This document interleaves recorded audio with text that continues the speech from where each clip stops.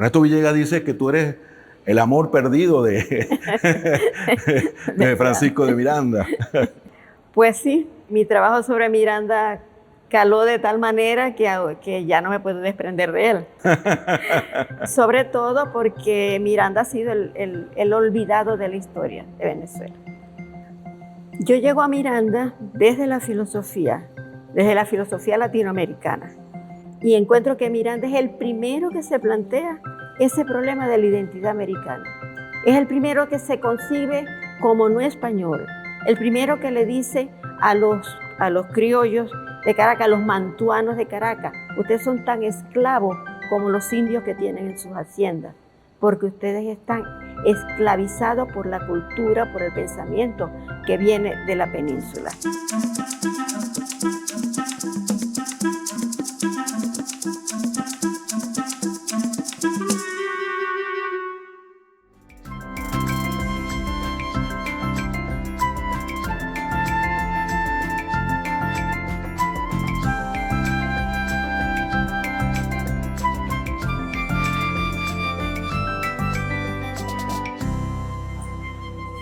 Muy buenas, Carmen Borges.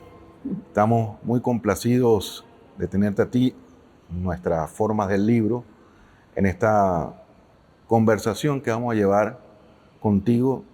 Yo algunas veces me pregunto inicialmente si comenzar por Francisco de Miranda o por tu más reciente libro, que no es tan reciente. Fue publicado en otro país, que es el libro La mujer indígena y la colonización de la erótica en América Latina. Te pregunto por Francisco de Miranda porque, bueno, siempre Francisco de Miranda es un referente de nuestra historia patria, de América Latina, por supuesto, ¿no? O sea, le dio nombre a Colombia, le dio nombre a todo este tema de la unidad latinoamericana. Exactamente. Entonces, que Bolívar, mucho tiempo después, en su adultez, lo reconoce y ve en él un gran referente. Ernesto Villegas dice que tú eres el amor perdido de Francisco de Miranda. Pues sí, mi trabajo sobre Miranda caló de tal manera que ya no me puedo desprender de él. Sobre todo porque Miranda ha sido el olvidado de la historia de Venezuela. Quizás porque no participó activamente en la guerra de independencia en territorio venezolano o nuestro americano. Y muchos autores les gusta es hablar de batallas. Y la única batalla que Miranda libró en Venezuela terminó con una capitulación. Claro. Quizás por eso, pero también porque ya sabemos que en el curso de la historia, sobre todo en los tiempos de Guzmán Blanco pone a Bolívar como centro de su gobierno y es quien lo pone en estatuas. Pero al mismo tiempo que ponía la estatua de Bolívar, ponía la estatua suya misma, ¿no? Era una manera de glorificarse él, glorificando a Bolívar. Y desde entonces Bolívar se hizo, pero omnipresente en todos los escenarios en Venezuela. Solo que siempre desde las estatuas. Incluso yo me acuerdo, y aunque se me salga un poco de la seriedad, pero yo me acuerdo un refrán que se decía en los tiempos de la Cuarta República. Decía que Bolívar era como el papel aluminio, que servía para envolver todo. Ah, caramba. Entonces, era verdad. Tú oías a los políticos, Bolívar, pero Bolívar no bajaba de allí, de ese discurso. No había una manifestación práctica de las ideas de Bolívar en la realidad. Eso ya comienza con el comandante Chávez, que no solamente baja a Bolívar del pedestal, sino que baja a todos los héroes del pedestal.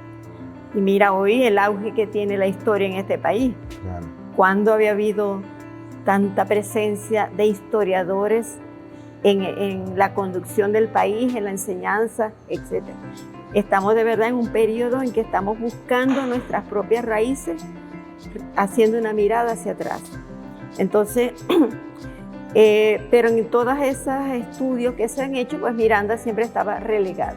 Miranda, bueno, aquí tenemos la edición de la colección Bicentenario Carabobo, la cual en los primeros títulos está Francisco Miranda, precursor de las independencias de la América Latina. Ese es tu trabajo, digamos, más relevante, el más visto, ¿no? Sí, exactamente. Tiene como 10 ediciones, 10 en ediciones. castellano, está traducido. El original se hizo en francés, porque esa fue mi tesis doctoral en Francia. Después empezó a salir aquí en Venezuela, está traducido al italiano, al ruso, está traducido al mandarín también. Ah, caramba. Sí. Qué bien. Tiene 2 ediciones ya en Italia. Sí, causó cierto impacto quizás por la aproximación que yo hago, ¿no? Claro, además. Hablábamos antes, fuera de cámara, hablábamos de que yo vengo desde la filosofía. Exacto. Entonces quizás eso también influye en mi estilo para presentar las cosas. Hay algo de lenguaje filosófico en mi trabajo en tu trabajo sí. histórico, en todo lo que tú realizas, pero más allá de eso vemos que hay un interés por la identidad de nuestro país, de nuestra patria, de nuestros, inclusive de quienes han sido olvidados, de quienes no son tomados, como quien dice, para la historia, como diría uno de los escritores, historia con H mayúscula, ¿no? Porque hay historia con H mayúscula y una con minúscula, a parecer. Pero todas son historias. Y Miranda, si bien lo vemos también en muchas cosas, municipio Miranda, estado Miranda, estatuas de Miranda, la historia de él solamente tenemos como que episodios nada más. Y eso se debe a esa fragmentación que dan sobre nuestros héroes, nuestros héroes patrios. Y eso quizás ha ido en detrimento de su figura, que indudablemente Bolívar, que si bien Bolívar ha tenido una toma de Miranda, lo que llaman el término Colombia, que cuando gana la batalla de Carabobo dice, ganó Colombia, no ganó Venezuela, ganó Colombia. Y de ahí empieza toda una historia. Exacto. Yo llego a Miranda desde la filosofía latinoamericana, buscando esclarecer el problema de la identidad latinoamericana, porque siempre hemos estado a merced de imperios foráneos. Primero España, después que se expulsan los españoles de aquí, entonces viene una presencia inglesa bastante fuerte, después viene una presencia francesa bastante fuerte con Guzmán Blanco, luego aparece el petróleo y viene el imperio norteamericano hasta el sol de hoy, etc. Entonces, yo buscaba, y veía también cómo las personas se identifican con el imperio de turno. ¿Y dónde está la propia identidad? Está la propia valoración de lo nuestro. Entonces es un problema que se discute mucho en filosofía latinoamericana, en especial la filosofía de la liberación. Empiezo a buscar dónde se plantean los nacidos en esta tierra luego de expulsada o casi ya expulsada las huestes españolas, cuando se comienzan a preguntar por lo que ellos son ellos mismos. Durante la colonia fuimos vasallos de Indias, fuimos españoles americanos. Si siempre los sustantivos eran español. Cuando nos descubrimos que eran solo americanos. Y así es como yo encuentro a Miranda. Porque descubro que seguí la línea hacia atrás y encuentro que Miranda es el primero que se plantea ese problema de la identidad americana. Es el primero que se concibe como no español. El primero que le dice a los criollos de Caracas, a los mantuanos de Caracas, ustedes son tan esclavos como los indios que tienen en sus haciendas, porque ustedes están esclavizados por la cultura, por el pensamiento que viene de la península. Entonces llega a esa conclusión y luce incluso la expresión Nuestra América en 1783, ya diferenciándola de la América española y de la América anglosajona. Entonces me llamó mucho la atención y por eso empecé a leer a Miranda.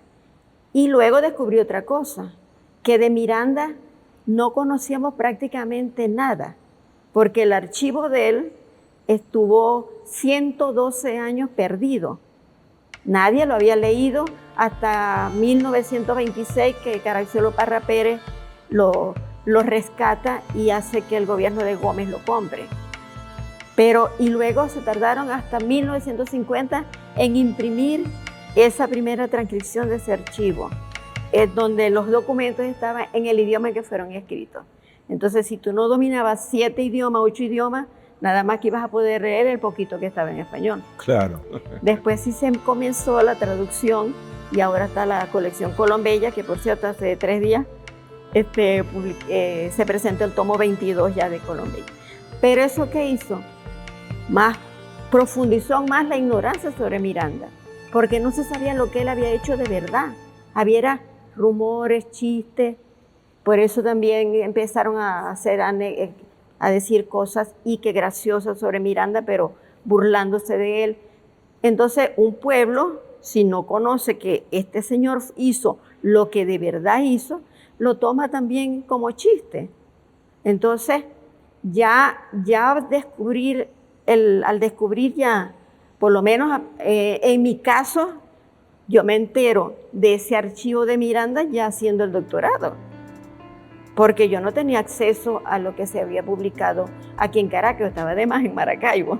Claro. Y luego, bueno, me voy al doctorado en Francia. Es allá donde comienzo a descubrir a Miranda.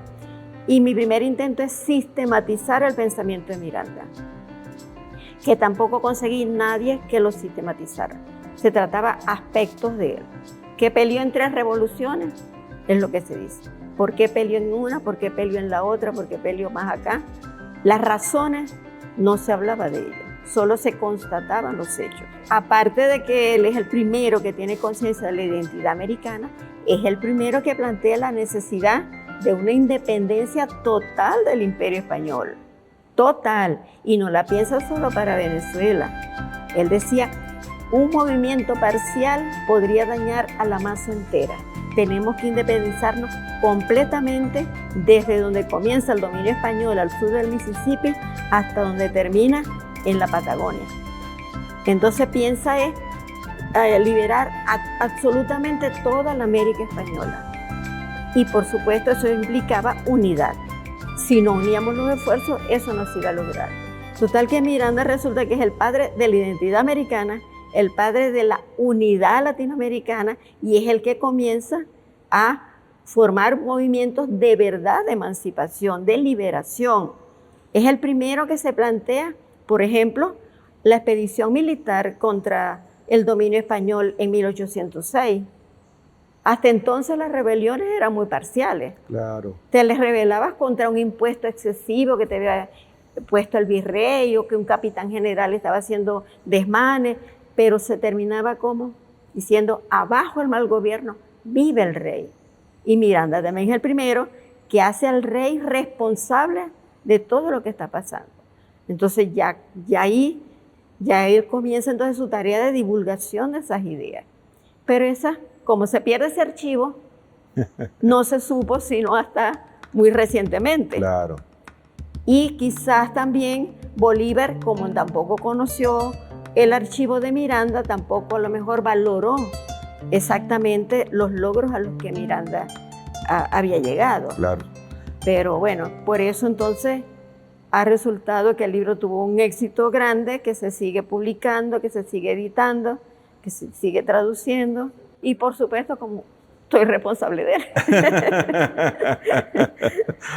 Está muy bien, ¿no? Y trabajar todos estos temas que justo como historiador es lo que lo hace lo propio el historiador, ¿no? Mostrar cosas que han estado ocultas, que se desconocen, ¿no? Porque llover sobre mojado no tiene quizás mucho sentido, ¿no? Otro de los libros, así como Miranda ha estado, como quien dice, solapado por ahí, cuando tiene muchas cosas que decirnos todavía sobre nuestra identidad, como nos los comenta, tenemos el más reciente libro tuyo, que es un texto, un ensayo que tú publicaste en el 2001, 2002, tengo entendido. Por ahí fueron los primeros comienzos de esta era, ¿no? De este milenio. La mujer indígena y la colonización de la erótica en América Latina. Un tema muy importante para los momentos que estamos viviendo sobre esa reivindicación que hay sobre la mujer, ¿no? Hasta hace poco la mujer tenía toda una cantidad de signos quizás, yo digo hasta hace poco, quizás todavía lo tenemos. Todavía Lo tenemos. Pero el caso es que tú tocas desde el tiempo en que empiezan los colonizadores. ¿Cómo llegaron y cómo fueron esos cronistas? ¿Por qué te tratas, o mejor dicho, más que tratar, por qué tocas este tema? Fíjate, me puse un día a leer el Diario de Colón. El Diario de Colón. El Diario de Colón, que fue el primero que escribió sobre América. Esa manía mía de ir siempre a los primeros que comienzan a los historia, orígenes. a los orígenes. Entonces veo que él, en el diario de su primer viaje, él habla de que llega a una isla a la que él llama Guananí, y que le parecía que había llegado al paraíso terrenal. Y describe los hermosos cuerpos de hombres y de mujeres. Indudablemente es una isla del Caribe donde no era una temperatura gélida y el modo de vida de los indígenas pues ni siquiera se les ocurría cubrir todo su cuerpo, pues. Prácticamente estaban desnudos. Entonces él le parece que está en el paraíso terrenal, claro, porque el paraíso terrenal es el sitio donde la desnudez es permitida, donde se supone que ahí ya no hay pensamientos pecaminosos ni nada, y todos van a disfrutar de la bienaventuranza del Señor. Entonces, y sigo leyendo, y como en el tercer viaje, y ahí mismo en ese primer viaje, sin embargo, él dice que había capturado unos indígenas y los había llevado al barco, pero que estaban muy, muy belicosos. Entonces él mandó a traer 7 cabezas de mujeres, fíjate, para apaciguar a estos indios. Ya usa la palabra indio porque él cree que llegó a la India, ya usa la palabra indio. ¿Qué te dice eso? En primer lugar, que en su mente el paraíso terrenal, que es el lugar permitido para la desnudez, él piensa que está todo bien, pero luego cuando usa el término indio, ya ese término va a totalizar toda la diversidad cultural de América. Al llamarlos indios, todos quedan como una tabula rasa, pues. Es decir, da lo mismo uno que otro. Y por eso manda a buscar 7 cabezas mujeres, como decir 7 cabezas de ganado. Claro. Tú no identificas una vaca de otra. Bueno, los llaneros aquí se le ponen nombres, le cantan y todo. Pero va una recua de ganado y te parece igual una vaca que otra. Para ellos los indios eran así, como animales. Y después es cuando empiezan a preguntarse si tienen alma, si no tienen alma, etc. Eso a mí me sacudió. Entonces empecé a ver cómo empieza Colón a tratar a las mujeres. Y en el tercer viaje, él dice, me trajeron 2 niñas, una de 7 y la otra no tendrá más de 11, todas ataviadas como unas putas. Lo dice esa palabra, putas. Entonces, ¿qué pasaba en la cabeza en la cabeza de Colón? ¿Qué pasaba que llegó de pensar que estaba en el paraíso terrenal a pensar que estas niñas representaban un prostíbulo? Y entonces ahí es cuando yo empiezo a investigar cómo van a tratar las mujeres el resto de los conquistadores o de los cronistas que iban a América a tomar nota de lo que veían y de lo que hacían. Y ahí se abre un universo que todavía no ha sido completamente estudiado. Y entonces descubres además que en la concepción de sus propias mujeres, ellos pensaban que la mujer era siempre origen del pecado, origen del mal. Y cuando te vas a ver la teoría de la creación de la iglesia cristiana, Adán y Eva, ¿quién es la que induce a Adán a pecar? La mujer. Adán es creado por Dios como un ser puro, pero la mujer que no es creada directamente por Dios en la Biblia lo dice claramente, sino que sale de una costilla de Adán, ¿ah? Y luego es tentada por el demonio, etc. Ella no es hechura de Dios directamente, el hombre. La mujer es hechura más bien de Satanás casi. Y Satanás la incita a que se coma la manzana del pecado y hace que Adán peque. Y de allí para adelante es condenada a parir a los hijos con dolor. Pero el hombre no, solo la mujer. Entonces, todo eso me hizo a mí comenzar a investigar con mayor profundidad esa historia. Y estos hombres que llegan en 1492, vienen en un barco, puros hombres, después de varios meses de travesía. Y por supuesto, aunque a él le parece que estas mujeres indígenas que están allí están como en el paraíso, los hombres que vienen inmediatamente dicen mujer y comienza a actuar sobre ellas sexualmente, a violarlas. Claro. A violarlas. No, Entonces, lo que tú cuentas en tu libro, que ellos, esos hombres que ni siquiera a sus propias mujeres la han visto desnuda. Las respetaban. Ni las habían visto desnudas. Claro, ni las habían visto desnuda tampoco. Y entonces la mujer en la sociedad europea, sobre todo la sociedad europea cristiana, la mujer seguía representando la fuente del mal. ¿Qué se esperaba de las doncellas españolas? Por decir solo españolas. Nada, castidad y pudor. Pero tenían que estar vigiladas siempre. Siempre tenían que obedecer a la autoridad o del padre o del marido. Si no se casaba, la metían en un convento, porque ella no podía quedar, como decir, realenga por allí, porque ella tenía sembrado en ella la semilla del pecado. Claro. Una época muy terrible, porque además precedían los odios hacia la mujer, eran quemadas por consideradas brujas. Brujas, exactamente. Ahí viene, y la Inquisición, por supuesto, terminó de rematar eso. Claro. Y todavía se siente la discriminación hacia la mujer. Nuestros códigos penales no castigaban el adulterio de la mujer fuertemente, y a los hombres lo que le daban era meses, quizás, de prisión. Porque el hombre, el asesinato por adulterio, quiero decir, el asesinato por adulterio, el hombre si mataba a una mujer porque le había sido infiel, él estaba justificado. Pero una mujer cuyo hombre le había sido infiel, ¿cómo se le ocurría acabar con la vida de un hombre?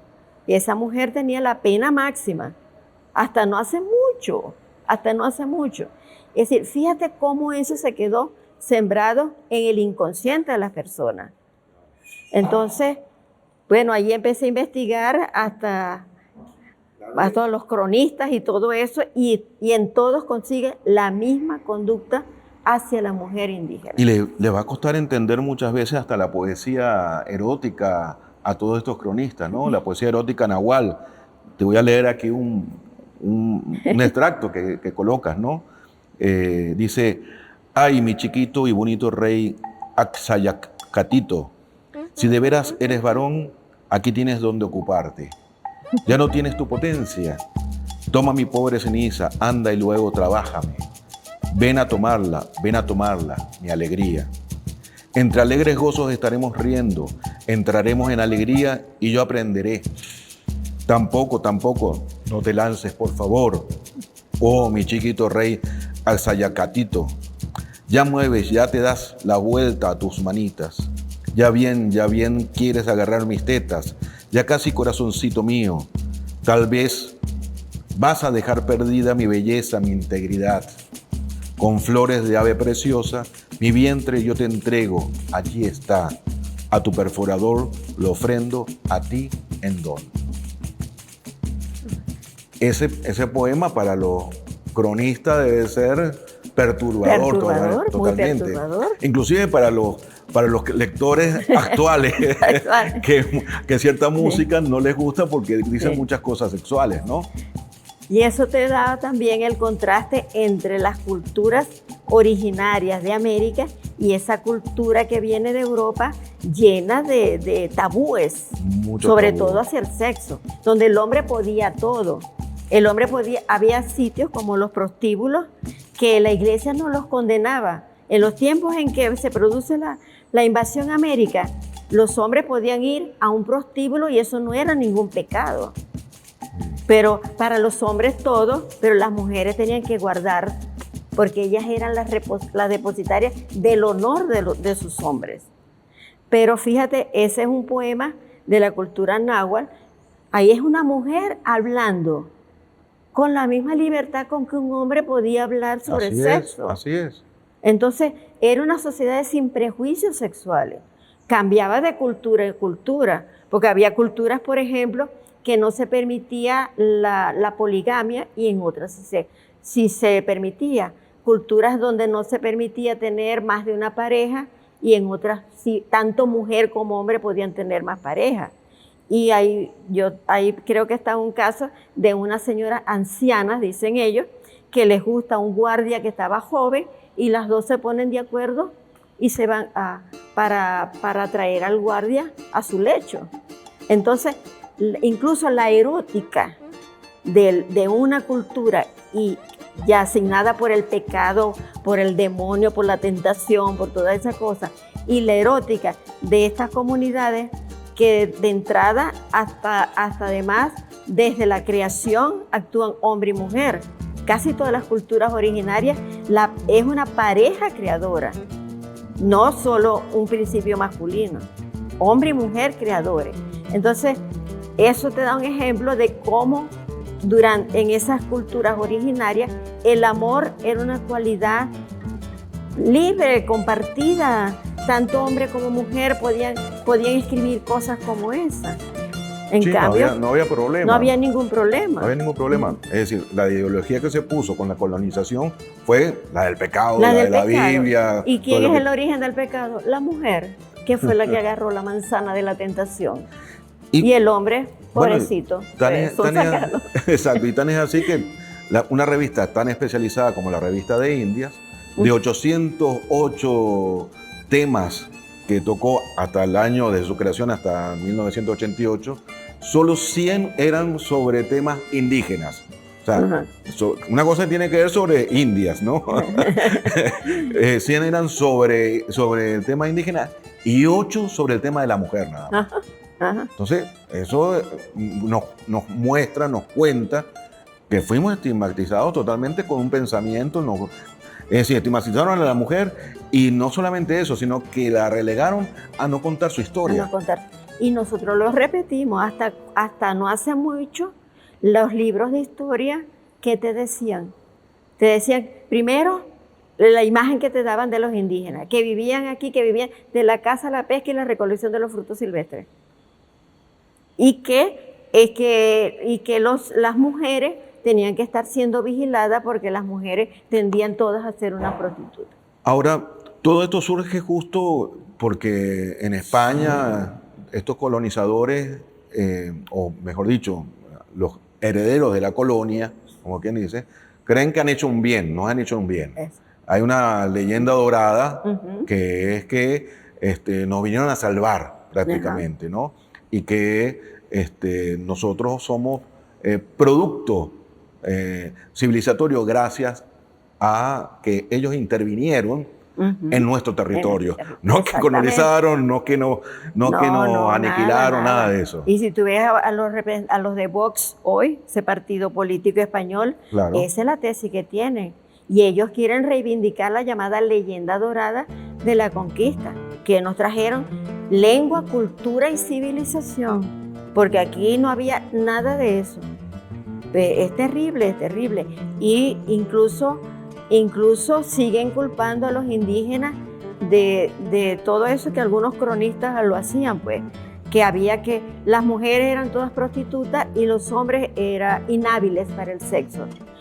Hay cuentos de que los curas tenían que tocar la campana en la iglesia a los hombres indígenas para que se acordaran que tenían que hacer el amor a sus mujeres para poder procrear más indios, porque necesitaban indios para las minas, para la labranza, para esto, para lo otro. Era una cuestión utilitaria realmente, no era... Y sin embargo, para muchos españoles eso sigue siendo cierto hoy día. Un niño español como de 9 años me preguntó, ¿y de dónde es usted? Yo de Venezuela. Ay, Venezuela antes era nuestra. 9 años ya, siglo XX, XXI. Pues. Sí, claro, ¿Ah? no lo dudo. Así se lo enseñan a los niños. Sí, bueno, para ellos el 12 de octubre es una fecha para celebrarlo y lo celebran como si fuera una cosa... Pero por el contrario no hablan de los 7, 8 siglos de ocupación musulmana del territorio español. Claro, tratan de olvidar las derrotas. Ajá. Y cuando hablan, ahí sí hubo una conquista y ellos los expulsaron. Pero en América no hubo ninguna conquista de ellos. Vinieron a traer la luz civilizatoria. Es terrible y lo siguen pensando. El problema es que lo siguen pensando. Desde las máximas autoridades, desde los líderes, hasta el señor que vende verduras en el mercado. Siguen pensando que ellos trajeron aquí la luz civilizatoria, que nos trajeron la religión católica, ¿ah? Y sobre todo que nunca esto estaba mejor gobernado desde cuando el rey ejercía su influencia directa en estas tierras. Y es un problema serio que no solamente para nosotros quizás ya no tanto, pero para ellos sí, porque ahí está Vox queriendo venir otra vez, ahora con la celebración del 5º centenario se despertaron todas esas ideas de que somos propiedad de ellos. Sí, tal y ahí cual. está la reunión esta iberoamericana. Eso no debería, ningún país latinoamericano debería aceptar ir más a estos encuentros iberoamericanos. ¿Y por qué ponen ibero primero y americano después? Si somos nosotros muchos más habitantes que ellos. Exactamente. Muchos más países, más habitantes, mucho más territorio. Más todo. Para que vaya el rey a qué? A dar, ¿y por qué el rey? ¿Y por qué vamos entonces a seguirle rindiendo pleitesía al rey de España? Y eso no lo piensan nuestros políticos. ¿Qué pasa? ¿Qué pasa? Porque eso no nos... Si todavía eso se fuera compensado con que los venezolanos, por ejemplo, o los latinoamericanos tuviéramos preferencias arancelarias o de visitas allá, o nos trataran como, ay, llegaron ellos los que nos trajeron el oro y la plata para acá. No, nos siguen persiguiendo, porque para perseguirnos sí somos los sudacas, pero para venir a buscar la riqueza de Venezuela, ellos sí se atribuyen tener la prioridad de fundar bancos y de tener acceso a la riqueza de nuestro país. A la extracción de nuestra riqueza. Ese problema no se ha resuelto y se necesita mucha claridad política y mucha fuerza de voluntad para hablarles claro. Somos países independientes de hace más de 200 años. Así es. Más de 200 años. ¿Por qué siguen mirándonos como si fuéramos sus colonias? Entonces no puede ser. Y si el oprimido no se rebela, el opresor nunca le va a conceder libertad. Así es. Y eso siempre es así. Gracias, Carmen. Gracias a ti por esta oportunidad. No, le has dado a la forma del libro mucha claridad en todos estos temas de la identidad, de nuestra formación, cómo fue nuestra formación histórica, porque no solamente Venezuela, no solamente es toda América. Toda América. Toda América y bueno, vamos a releer a Miranda, vamos a releer a todos nuestros pueblos originarios, que la verdad que con sus mitos, con toda su formación, su pensamiento, también había mucho por enseñar. Exactamente. Gracias. Y venía a ti, gracias por la invitación. He visto todos los programas anteriores. Qué bueno. Algún día puede ser que yo vaya. Qué y bueno. De verdad me ha causado un gran contento, como decían antes. Es la mejor publicidad. Muchas gracias, Carmen. Gracias a ti.